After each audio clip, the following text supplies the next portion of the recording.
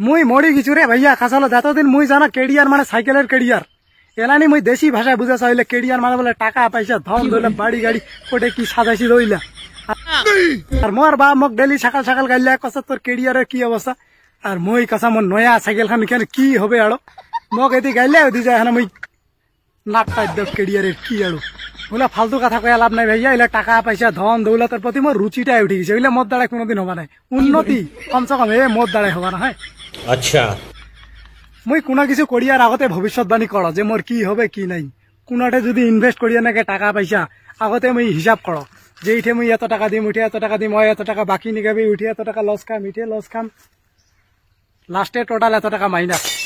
আবে সালে কোনোদিন ভাবো না যে লস খায় যে লাভ কেন করিম ওইটা ভাবো না লস খাম পকেটত পয়সাও নাই যে উঠে যায় ইনভেস্ট করিম কেন করি আর ইনভেস্ট করিম কসি 5 বছর থেকে কেরালা যাওয়া তো শিলিগুড়ি যাওয়ার পয়সা হয়নি এনজিপি কেরালা তো দূরের কথা আর প্রতিদিন রাতে মুই একটা জিনিস ভাবো প্রতিদিন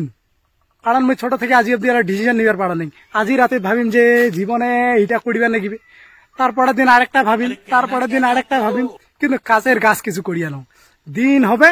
10টার সময় নিন থেকে উঠিম নাহলে সকালে যদি বাড়ির 2টা গাইল খায় না উঠিম তারপরে যাবে কেউ যাবে না দিনটা দিন গেলে হইল বাড়ি থেকে খিলাছে না আর পকেটত যে পয়সা নাই বাড়ি থেকে যে পয়সা নিম কি গয়া নিম যদি বাই চান্স কোন রকম মাইনাস খাও যদি লস খাও পিঠির চাম ওঠা দিবে রে একটা কোম্পানি পাইছো 7,000 টাকা মাইনা দিবে গোটা মাস গেলে 7,000